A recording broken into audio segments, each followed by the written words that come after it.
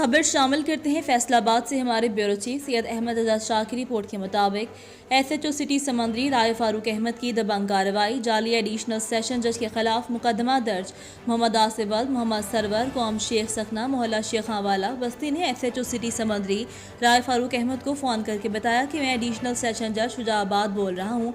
Civil अस्पताल समुंदरी में हंगामा आराई हो रही है। बहुत सारे लोग मोहम्मद इरफान वल्द मोहम्मद अरशद कौम शेख को मार पीट रहे हैं। फ़ौरन जाकर कॉलर को रिसीव करें। इतला के बाद बार बार कॉल मौसूल हुई, जो कि एडिशनल सेशन जज होने का ववेला करता रहा, जिसे पोस्टिंग की बाबत दरियाफ्त की तो उसने कहा कि मैं additional registrar HI high court Multan तैनात हूँ, जो कि तस्दीक करने पर ना तो एडिशनल रजिस्ट्रार और ना ही एडिशनल सेशन जज मालूम हुआ।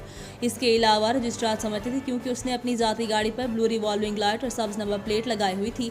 समुंदरी के शहरियों ने एसएचओ सिटी समुंदरी के इस इक़दाम को सराहते हुए खूब दाद दी और इस सिलसिले में एसएचओ रائے फारूक अहमद से बात हुई तो उन्होंने बताया कि अल्हम्दुलिल्लाह मैं अरसा दराज से मुख्तलिफ अजला के मुख्तलिफ थाना जात में बतौर एसएचओ रहा हूँ। अल्लाह ताला ने मुझे इतनी हिम्मत और जुर्रत दी हुई है कि सच और झूठ का मुआखजा कर सकूँ।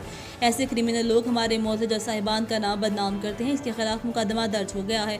जल्द ही गिरफ्तारी अमल में लाकर कानून के कटहरे में खड़ा करेंगे व मुताबिक कानून सजा दिलवाएंगे।